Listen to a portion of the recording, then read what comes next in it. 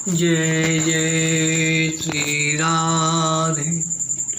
भक्ति भक्ति भगवंत गुरु चतुर्नाम बपुएक, इनके पद बंधन किए नाशे विघ्न अनेक। श्याम प्यारी कुंज बिहारी, जय जय श्री हरिदास दुलारी। श्याम प्यारी कुंज बिहारी, जय जय श्री हरिदास दुलारी। आज के सत्संग में श्री कल्याण दास जी का चरित्र वर्णन करेंगे। नाभाजी कहते हैं, भक्ति पक्ष उद्धारिता ये निभई कल्याण की। जगन्नाथ को दास निपुण अति प्रभु मन भायो। परम पार्षद समझ जान प्रेम निकटी बुलायो। प्राण पयानो करत नेह रघुपति सो जोर्यो। सुतदारा धन धाम मोह तिनका जो तोर्यो। कौंदनी ध्यान और में वशो, राम नाम मुख जानकी। भक्ति पक्ष उद्धारता ये निभई कल्याण की। नाभाजी कहते हैं, भक्तों का पक्ष लेना तथा उदारता पूर्वक सबसे व्यवहार करना, इन बातों को श्री कल्याण दास जी ने जीवन भर निभाया। ये श्री जगन्नाथ जी के सेवक थे और सेवा करने में बड़े चतुर थे। अतः भगवान को बहुत ही अच्छे लगते थे। भगवान ने इन्हें अपना नित्य प्रिय पार्षद मानकर अपने पास बुला लिया। इन्होंने प्राण त्यागते समय स्त्री पुत्र धन धाम के महामोह को तृण के समान तोड़कर केवल भगवान श्री रामचंद्र जी से स्नेह जोड़ा और हृदय में श्री राम जी की कौंधनी का ध्यान तथा मुख से श्री सीताराम जी के नाम का उच्चारण करते हुए श्री कल्याण दास जी ने सद्गति को प्राप्त की। वर्णन आता है, एक समय कल्याण सिंह जी अपने स्थान नौनेरे नगर से अपने भाई अनूप सिंह के सहित उत्सव दर्शन के लिए श्री वृंदावन को जा रहे थे। इन्होंने मार्ग में देखा, एक धनी शराबगी दुष्ट एक दीन वैष्णव को कुछ पैसों के लिए डांट फटकार रहा है, दुख दे रहा है। उस समय आपने साधु का पक्ष लिया और उस दुष्ट से रक्षा की। पर्याप्त धन्य धान्य देकर उसे सुखी संपन्न कर दिया। जैसे पृथ्वी जल तेज आदि अपने अंशी की ओर स्वभावतः आकृष्ट होते हैं, उसी प्रकार भक्त का भक्त की ओर झुकना स्वाभाविक है। जो भक्त का पक्ष नहीं लेता वह स्वयं भक्त नहीं है। एक भक्ति जगत है, दूसरा अभक्ति जगत। इनमें से अभक्ति जगत को त्याग कर आप भक्ति का पक्ष लेते, उसी की सेवा सहायता आशा और भरोसा करते। ये भक्त का उदारता, यह भक्त का सहज गुण है। देते समय इन्हें यह भी ध्यान नहीं रहता भविष्य में वस्तु का अभाव होने पर हमारी क्या हालत होगी। किसी के मांगने पर एक कल्पना से भी अधिक दे देते थे। इस पर एक उदाहरण सुनाते हैं। अमान सिंह ये पन्ना के राजा परम धार्मिक थे। इनके प्रभु प्रेम और उदारता की प्रशंसा चारों ओर हो रही थी। किसी निर्धन विद्वान ब्राह्मण ने सुना तो उसके मन में आया, ऐसे भक्त के पास चलूं, वह श्रेष्ठ श्रोता हैं, श्रीमद् भागवत सुनने के अधिकारी हैं, अतः उन्हें ही भागवत सुनाऊं। ऐसा निश्चय करके श्री भागवत जी की पोथी लेकर पन्ना की ओर चले। संयोगवश पन्ना नरेश मंत्री और सिपाहियों के साथ घोड़े पर चढ़कर टहलने के लिए नगर से बाहर निकले थे। वहीं पर पंडित जी से भेंट हो गई। राजा ने घोड़े से उतर कर प्रणाम किया। मैं आपको कथा सुनाने आया हूँ। यह सुनकर राजा को अपार हर्ष हुआ। वह बोला, तो महाराज कथा सुनाइए। पंडित जी ने कहा, राजमहल में शुभ घड़ी देखकर कथा आरंभ होनी चाहिए। राजा ने कहा, जब कथा सुनने को मिले वही शुभ घड़ी है और राजमहल की अपेक्षा यहीं बगीचे में शांति रहेगी, अतः अभी यहीं कथा सुनाइए। बगीचे में ही एक कंबल का आसन बिछाकर पंडित जी बैठ गए और राजा ने पत्र पुष्पों से पंडित जी का पूजन किया और स्वयं भी कुशासन पर बैठ गया। एक अध्याय की कथा पूरे होते ही राजा ने कहा, बस महाराज अब रहने दीजिए, मैं गरीब आदमी हूँ, अधिक कथा सुनकर उसकी दक्षिणा नहीं दे सकूँगा। इसके बाद राजा ने मंत्री से कहा, खजाने से रुपए लाओ और मेरे तथा पंडित जी के बीच में इतना बड़ा ढेर कर दो कि हमको पंडित जी दिखाई न पड़े। ऐसा ही हुआ। तब राजा बोला, मैं खड़ा हो जाऊं और पंडित जी हमको न दिखाई पड़े, इतना बड़ा ढेर लगाओ। यह सुनकर बुद्धिमान मंत्री ने विचारा, इस समय इतने रुपए तो खजाने में भी नहीं है। अतः उसने पंडित जी को संकेत किया। पंडित जी बोले, राजन बस अब इससे अधिक दक्षिणा की आवश्यकता नहीं है, यही पर्याप्त है। राजा बोले, अच्छा महाराज। इस तरह राजा ने पंडित जी को प्रणाम किया। बैलगाड़ी में भरकर रुपए पंडित जी के घर पहुँचे। सदा के लिए ब्राह्मण की दरिद्रता दूर हो गई। भक्ति पक्ष और उदारता आदि सभी निष्ठाओं को निभाया। वर्णन आता है, आप ब्राह्मण कुल में उत्पन्न हुए, मोती के समान आपके शुद्ध हृदय में श्री सीताराम जी विराजते थे। एक बार आपके यहाँ कन्या का विवाह था, उसमें आपने संतों को निमंत्रण देकर बुला लिया और उन्हें ही पहले भोजन करा दिया। इससे अन्य ब्राह्मण असंतुष्ट होकर कहने लगे कि इन लोगों की जात पात का ठिकाना नहीं, फिर आपने इन्हें पहले भोजन कैसे करा दिया। आपने सबको समझाते हुए कहा, ये सब अच्युत गोत्री भक्त विश्व का मंगल करने वाले हैं। श्री युधिष्ठिर जी का यज्ञ तभी पूरा हुआ जब सुपथ वाल्मीकि ने भोजन कर लिया, इसलिए इन संतों को मैंने पहले भोजन कराया। आपकी निष्ठा से सभी संतुष्ट हो गए। इसी प्रकार आपने व्यवहार में सर्वत्र भक्ति पक्ष को अपनाया। संत भोजन करके विदा हुए, उसी समय 20 संत और बिना निमंत्रण के ही आ गए। आपने बड़े आदर के साथ उन्हें भी भोजन कराया। सभी लोग सोच रहे थे, अभी घराती बराती बाकी हैं, कैसे सबकी पूर्ति होगी। आपने कहा, प्रभु की कृपा से सबकी पूर्ति होगी। आपकी उदार भावना से कभी किसी प्रकार की न्यूनता कमी नहीं आती। देह त्याग का समय जानकर आपने संतों का समाज किया। श्री सीताराम जी के ध्यान में आए और राम जी की कोंदनी में ऐसा मन अटका कि वहाँ से हटा ही नहीं सके। सीताराम सीताराम मुख से निकला और शरीर छूट गया। आप सभी के हृदय पटल पर अपनी भक्ति की छाप छोड़ गए। अब श्री संतदास जी और श्री माधवदास जी का चरित्र वर्णन करते हैं। नाभाजी कहते हैं, सोदर शोभु राम के सुनो संत तिनकी कथा। संतदास सद्वृत्ति जगत छोई कर डार्यो। मैं मामा प्रवीण भक्तिविद धर्म विचार्यो। बहुरो माधव दास भजन बल परचो दीनो। कर जोगिन सो बाद वसन पावक प्रतिलीनो। परम धर्म विस्तारित प्रकट भय नाहिन तथा। सोदर सोहु राम के सनो संत तिनकी कथा। हे भगवत भक्तजनों, श्री शोभु रामदेवाचार्य जी के दोनों सहोदर भाइयों की कथा श्रवण कीजिए।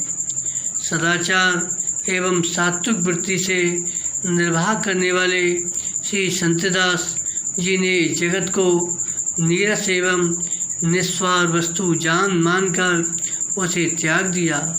आप महामहिमा वाले तथा प्रवीण थे, भक्ति तत्व के ज्ञाता थे, अतः सोच विचार कर उसे अपनाया।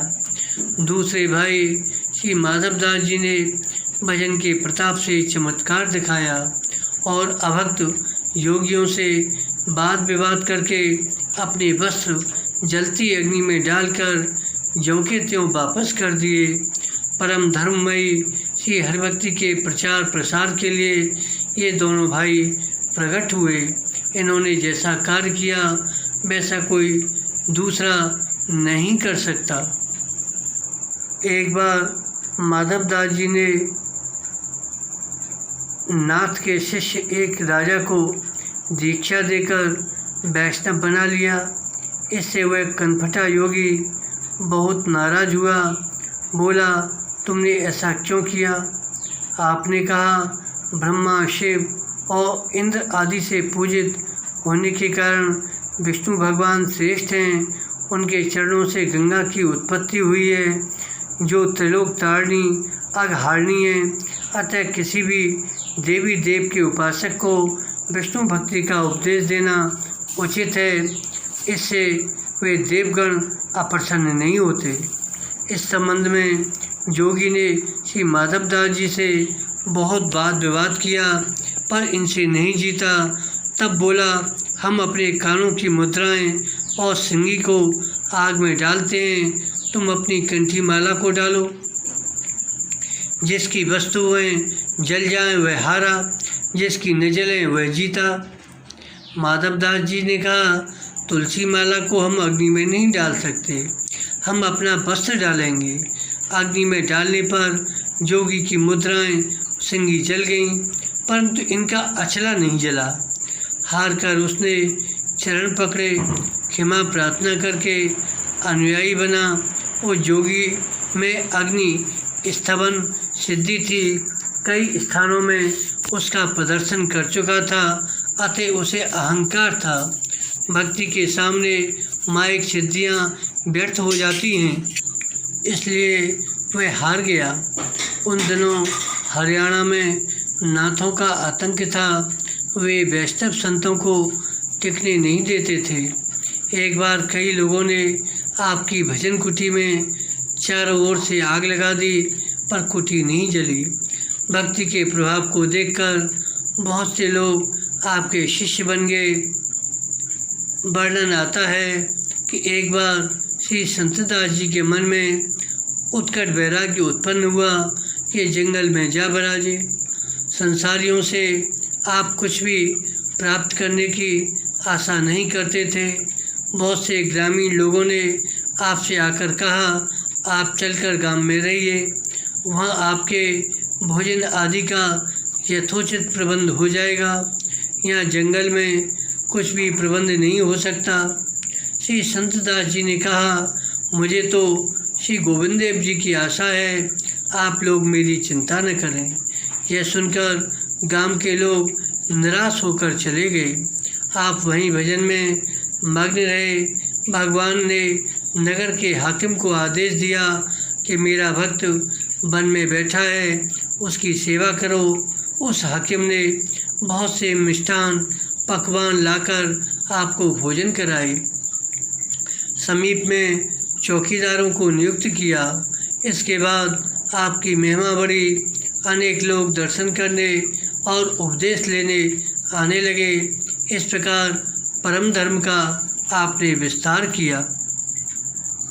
अब से कन्नड़ दास जी का चरित्र वर्णन करते हैं। नाभाजी कहते हैं, बूढ़िए विदित कन्नड़ कृपाल आत्माराम आगमदर्श, कृष्ण भक्ति को थम्ब ब्रह्मकुल परम उजागर, क्षमाशील गंभीर सर्वलक्षण को आगर, सर्वस्य हर्जन जान हृदय अनुरागी प्रकाशें, असन वचन सन्मान करते अति उज्ज्वल आशें, सोबू राम प्रसादिते कृपा दृष्टि सौ परिवरस, बूढ़े विदित कन्नड़ कृपाल आत्मा राम आगम दरस। श्री कन्नड़ दास जी बूढ़िया ग्राम के निवासी आत्मा में रमण करने वाले, परम दयालु, शास्त्रों के तथा भविष्य के दृष्टा थे। आप श्री कृष्ण भक्ति के आधारभूत खम्भे के तुल्य थे। ब्राह्मण वंश में प्रकट, अति प्रसिद्ध, क्षमाशील, गंभीर एवं सभी शुभ गुणों से संपन्न थे। भक्तों को अपना सब कुछ जानकर उनके प्रति बड़ा अनुराग करते थे। भोजन, वस्त्र आदि से सेवा तथा उनका बहुत सम्मान करते थे। आपका उद्देश्य बड़ा पवित्र था। गुरुदेव श्री शोभीराम जी की कृपा का बल पाकर आपने सभी जीवों के ऊपर कृपा की वर्षा की। श्री कानरदास जी की श्री कृष्ण में अहेतु की भक्ति थी। वर्णन आता है कि एक बार रसोई बन रही थी तो आपने अपने शिष्य भंडारी को आज्ञा दी कि 20 मूर्तियों के लिए सामान और बढ़ा दो। सचमुच पंक्ति के समय 20 साधु और आ गए। आनंदपूर्वक सबों ने प्रसाद पाया। आपके शिष्यों ने जान लिया कि महाराज आगमदर्शी हैं। इसी तरह एक सेवक के यहाँ आप गए। वहाँ भी आपने रसोई के समय संतों के शुभागमन की बात कही, वह भी सच हुई। कई बार ऐसी घटना देखकर शिष्यगण आपसे पूछते थे, आज कितने संत पधारेंगे? आप बता देते, उतने ही संत आते। इसलिए आपको आगमदर्शी कहा गया। आपके पिता संत से भी धनी मानी विद्वान ब्राह्मण थे। 3 स्त्रियों के होते हुए भी कोई संतान नहीं थी।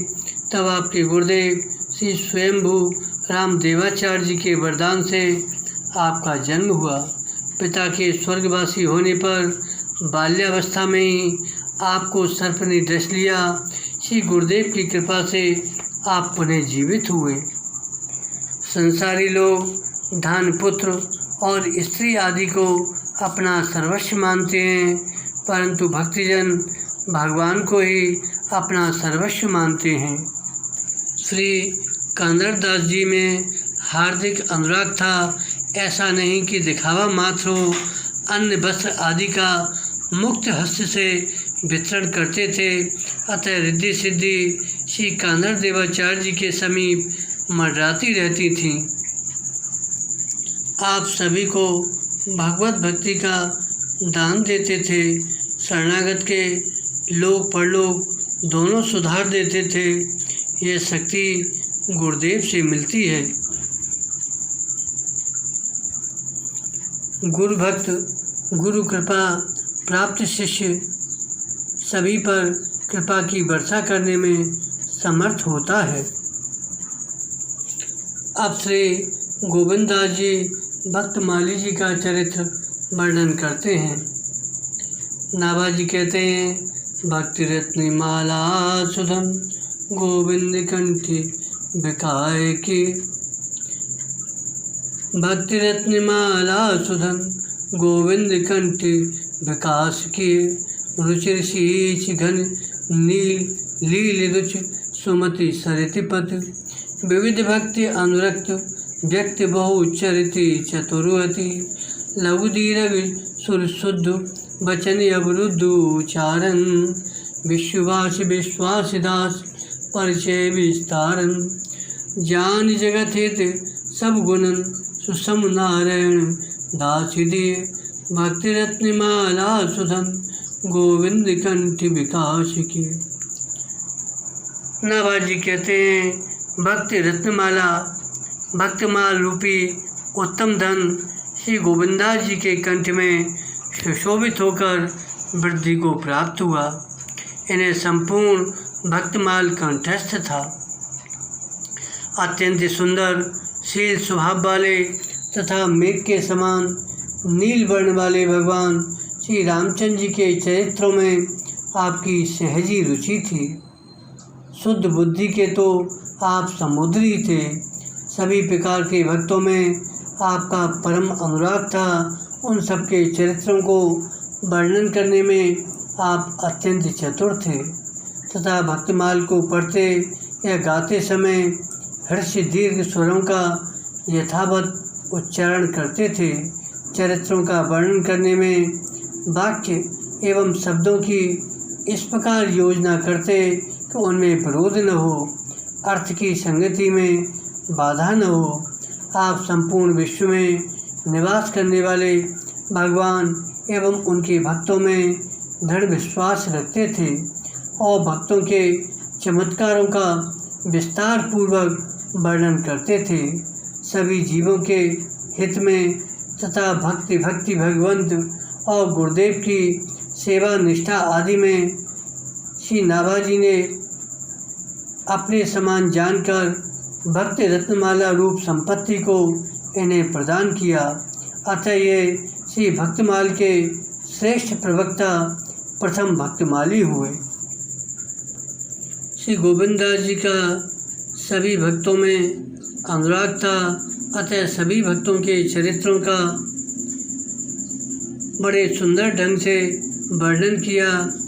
कई विद्वान वक्ता अपने इष्ट के भक्तों के चरित्रों को विस्तार पूर्वक अच्छी तरह से कहेंगे, दूसरे चरित्रों को संक्षेप से कह देंगे, पर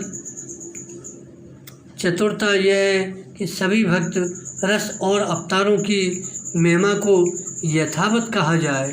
श्री गोविंददास जी सभी को सार और पूर्ण मानते थे, जैसे कि अग्रदेव जी और नाभाजी की रीति है। इस तरह गोविंददास जी भक्त का चरित्र कहते, बड़े प्रेम से कहते। उस समय श्रोता यह अनुभव करते, इनको यही रस यही अवतार इष्ट है, यह अति चातुर है। अपने इष्ट की अवहेलना सुनकर श्रोता उत्तेजित हो जाते हैं और प्रतिकार कर बैठते हैं, जिससे श्रोता वक्ता के उद्देश्य की असिद्धि हो जाती है। पर गोविंददास जी बड़े प्रेम से सभी भक्तों का चरित्र वर्णन करते थे। श्री वेदव्यास जी ने श्रीमद्भागवत की रचना करके जैसे सुखदेव जी को अधिकारी जानकर दिया, उसी प्रकार श्री नाभाजी ने अपने कृपा पत्र शिष्य श्री गोविंददास जी को भक्तमाल दिया, अर्थात उसका रहस्य और महत्व समझाया तथा अपना ग्रंथ प्रदान करने के साथ साथ भक्तमाली पदवी प्रदान की। श्री गोविंददास जी की परीक्षा करके देख लिया, इनके मन में जगत हित विश्व कल्याण की कामना उसी प्रकार दृढ़ है जैसे कि गुरु कृपा से मेरे मन में। इस भक्तमाल संपत्ति को पाकर यह उसका इस प्रकार प्रवचन प्रसार करेगा, जिससे विभिन्न संप्रदायों के भक्तों में परस्पर अनुराग बढ़े, भगवत भक्ति भगवंत और गुरु में निष्ठा हो। निष्पक्ष निष्काम भाव से सभी भक्तों की सेवा में अनुराग देखकर श्री नाभाजी ने अपने समान माना और आशीर्वाद सहित भक्तमाल को पढ़ाया। इसी कारण से ऊपर कहे हुए दिव्य गुण श्री गोविंददास जी में प्रकट हैं। स्वयं प्रभु वर्णन आता है, स्वयं प्रभु ने स्वप्न में श्री गोविंददास जी से कहा, भक्तमाल मुझे अति प्रिय है, इससे जीवों का कल्याण और भक्ति का सुदृढ़ प्रचार होता है, अतः तुम उसको लिखो, पढ़ो और गाओ।